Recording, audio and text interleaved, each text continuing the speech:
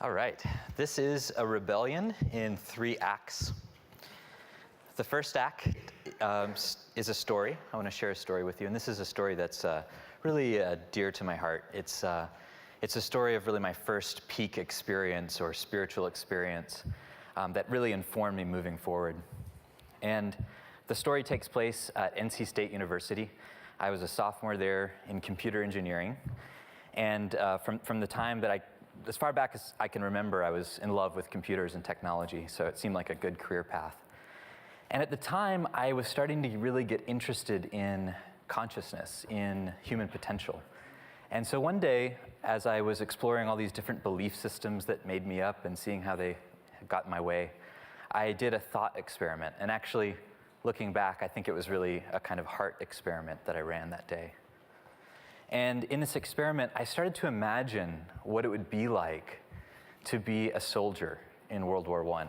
And I tried my best to put myself in their shoes, in their boots, I guess. And I started kind of imagining what it would be like to be scared and to be uncertain of when I might die or when people around me might die, to be cold and alone in a way. And I felt into the terror and the anguish of that. And as I felt into it more and more, I actually started feeling it. I started becoming the soldier. It went beyond empathy. And at a certain point, this experiment took on a life of its own. And not only was I the soldier, but I was also all the other soldiers on both sides that were fighting in this war. And at that point, I didn't have any control over this exercise anymore. It was doing me. And then it went even further, and not only was I the soldiers who were fighting and killing each other, but I was also the mother who's sending her son off to war, and the kids who are watching their father go off to fight for them. And all of the people that were impacted by this amazing bloody exchange. And at a certain point, it dropped even further down, that the bottom fell out, and I felt like I was identified with and experiencing all of the suffering of human experience, everything, all the way to the bottom. And at this point, it felt like I couldn't hold it anymore. There was no way that I personally, Vince, could hold this. It was too big. And right before it felt like that experience was going to annihilate me, kill me, I suddenly experienced this welling up, this arising of compassion, this deep quivering of the heart in response to the suffering of the world. And this compassion was as universal as the suffering that I was experiencing. It was profound, it was embracing, it was holding, it was responding to the suffering. And in this experience, I suddenly knew everything was okay. Not because the suffering had gone away, or not because we haven't committed tremendous acts of violence against each other as human beings, but because there was something that could hold it, this deeper wisdom of the heart. And so this experience really blew me away. For the next 2 weeks, I was walking around campus, and I actually had no clue who the hell I was anymore. I didn't know who and what I was and what I was supposed to be doing. And so this really led me to the first act of rebellion, which was to drop out of school. A lot of people drop out of school to start a billion-dollar company. I dropped out to meditate. And for the next 5 years, I really went deep, especially into the Buddhist contemplative tradition, because I found there's some helpful stuff there. And at the end of this period, after I'd really exhausted this act of rebellion and come to, in some way, find what I was looking for, I began the next act, which was to start this project that you see behind you, Buddhist Geeks. I started this with a dear friend, and we began the second act of rebellion by challenging our elders.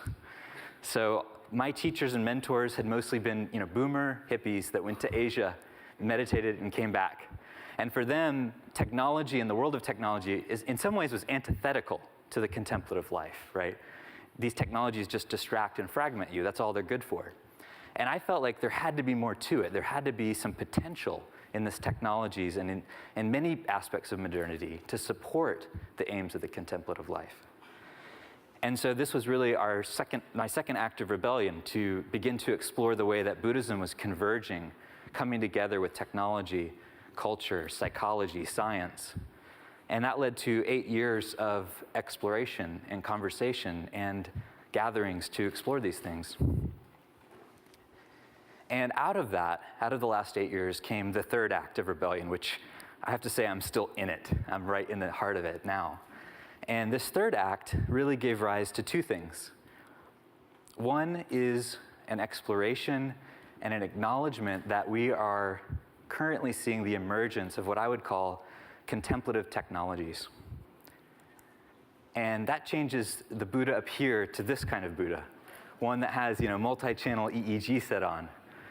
And these technologies are really exciting. They have, I think, the potential to catalyze, to accelerate, to enhance our ability to develop these contemplative states of mind and values, things like concentration, compassion, wisdom.